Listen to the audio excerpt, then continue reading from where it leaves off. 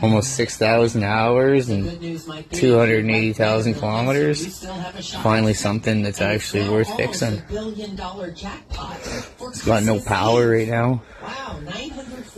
It seems like to be throwing a code. It's leaning out a couple cylinders, so I'm gonna check the cats and see if they're clogged, but I'm guessing that's what it is. More than likely what it is. Alright, I'm gonna just do a quick explaining on how I came to the assumption that my catalytic converters are the cause of my issues with my truck. So basically, how your motor runs in your truck is you have an air intake that feeds your combustion process inside the motor. So your air intake has an air filter. We change that on a regular basis, whether it's every season, every half year, every year, whatever. That gets changed, right? So we always have fresh air. Well, what goes on with the exhaust after it burns up in the motor and comes out? What's the exhaust? Well, you got a filter for that too. Well, that's catalytic converter. So now when that gets clogged and never changed, it might not ever need to be changed, but if that gets clogged, you're losing flow in your exhaust and it's going to set off sensors. Well, new trucks, like an old truck, that wouldn't matter. New trucks, you got sensors that's saying, hey, we got too much fuel in here. Something's backing up. It's not going to say, hey, we're clogged. It's going to throw a code. Well, when a catalytic converter has an O2 sensor, you usually have two catalytic converters. So what happens is that O2 sensor sends like a fuel sample back, like an exhaust sample back to the computer, and it'll say, hey, too much fuel. So in this case, it's saying there's too much fuel because it's clogged. So what it's trying to do is tell the computer, hey, feed less gas to the combustion process because we're obviously putting too much in. So we gotta figure out what's wrong there, right? So we'll throw a code. And if it doesn't correct itself, the code will continue to be an issue. So back to me determining this, because I do have engine codes for misfires, but that's where I think that's all relevant, right? So we're going to get into this, we're going to cut it out. Basically, a catalytic converter is there. It's an air filter for your exhaust, and it's full of precious metals, and that's why thieves like to take them off. But the precious metals are to take a lot of the emissions out. In a lot of older trucks, that didn't matter. But that's where all the new computer shit comes into play. Alright, so back to like kind of how the computer works, right? So I have I have an emissions code for my O2, which is, we'll get back to that.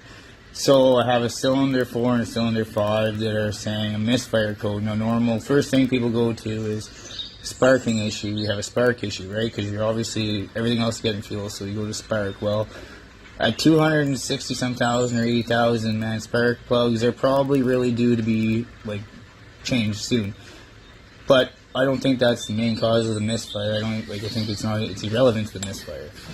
So when it's all data sent like through airflow, exhaust, fire pattern, acceleration, load, pour, whatever, like there's all, like every truck now and vehicle is trained to get used to the driver, and it says how, like, if the computer tries to learn the best efficiency and the best settings for fuel to air ratios for what you do. So a computer itself can only take in so much data, right? So the reason I mainly eliminated spark plugs being an issue at this current time, eventually it might become an issue, but it's mostly because, like, so a lot of your data is airflow, fuel ratios, and amounts. Like when you're in drive, you get a whole different amount of like ratios and numbers to work with. But so if your vehicle is in neutral, you're going to get your airflow ratios, and you're going to have firing patterns and everything running to keep that firing in neutral, and it runs. Like right now I can put it in neutral and I'll get lots of revs, no misfires, nothing. But when it's under load, when it's not under load and in neutral, you only have two sources of data to make the motor run, right? Now it's when the third group of data comes in and that vehicle's transmission is in gear, that now you have the data from the load. Well, if under pressure and under work and under load, it's burning more fuel, but that's where the force of the fuel and everything varies in the numbers. Well, 2 sources of data makes it work, and 3 is where the problem comes into play. Alright, so this is the inside of your catalytic converter. So it's all packing with all like your materials and whatnot in it, all your precious minerals and metals, and so that's your bottom packing. But it looks like the top packing is obviously let go. It's busted apart and blown out. When I open it up, there's a lot of honeycomb that fell out, and I think what's happened is the top, to my knowledge, the top portion of the mold, we'll say, or whatever that is, the honey cone, is supposed to be in full condition like the bottom one is, and it has been blown apart for who knows how long. So a lot of those particles have turned to dust and tried to like degrade, I would say, just from being vibrated around, which is probably what has caused this other part of the filter. Alright, well that's that for tonight. I'm not well the rest of tomorrow, but I think we've come to the conclusion that catalytic converter is definitely clogged, and more than likely environmental people won't like this, but it's Christmas and I can't get a new one on time, so what I'm going to do is just hollow it out just to get to see my parents and stuff. But I'm going to weld that up tomorrow, and I'm pretty sure that's going to solve the problem. So we'll worry about that over the holidays, and come January we'll get a new one. But most of you are here, and maybe a lot of you already know how catalytic converter works, and I hope if not, I was able to explain it. But most of you are still here out of curiosity, on mostly just because it's something you might have known, you might not have known, but whatever, he's rambling, maybe I'll learn something new, right? Well, here's the kicker, there's more. It has nothing to do with vehicles, but I've got your attention, so I'm going to throw something else at you in a minute. So with it being Christmas and all, we're all, hopefully everyone is getting together with their families and loved ones and people, like friends, everyone comes together. It's the holidays, right? So over the holidays, I want you just to think about something. You don't have to, I don't really care, but I'm sure that now I've said it, you will probably think about it. We tell people we love them, but what does that really mean? We're going to spend time with family and people we say we love. Family, right? We have a special bond with them, a love. What is love to you? Because everyone else has a different perspective on love. And most of that is due to how everyone is raised in different communities, different households, different environments, right?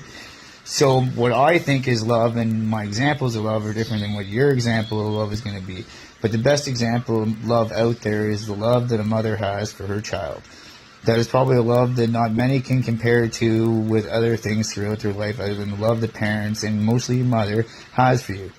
That being said, I want you to take a second and reflect. Look at yourself. Look at your other people around you. Whether it's your partner, your parents, co-workers, people you see out on the streets, just people around you in general, in your environment, the environment you create. What you know is your example of, are you a reflection of that example to other people?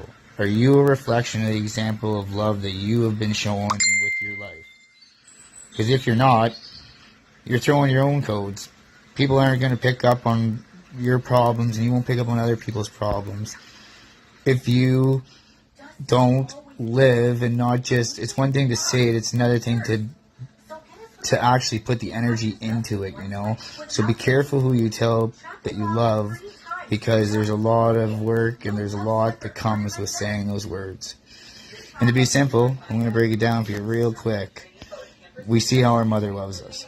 For all the younger generation out there trying to prioritize things in your life and where to put your energy, your passions into it, there's so many different types of passions out there which are all compatible with, like, and relevant to love. But ask yourself right now, and if you're looking to find partners or friends, and you want to ask yourself, the effort you put in is a reflection too of the effort you want to receive. And if you're not open to receive that effort, well then don't expect other people just to listen to what you say without relevance, you know. If you're not living or showing everything you're saying without, you know what I mean, it's one thing to say it, but that doesn't always, it's not good enough. You have to show them. But ask yourself, right now, and even like looking at future partners or the person you have, if you were to lose your job, would they be with you? Could you be with them? If you needed them to wipe your ass, would they wipe their ass, or would you wipe theirs? Okay, I'm finally done, for real this time. Most of all, I just want you all that are still watching at least to have a good holidays, safe, enjoy the time and the people around you. Life's short, eat dessert first. And if you agree with anything I said, or anything, or you want to ask questions, don't hesitate. I might not answer it right away, and if you disagree with anything I said or have any questions about it, I am an open book, so ask away. You might not agree with my answer, you might not even like my answer, whatever. You know, if you don't want to know, don't ask. So that's all for now. Take care. And if I haven't seen you in a while, well, hopefully life brings us together soon. Take care, everyone. Bye.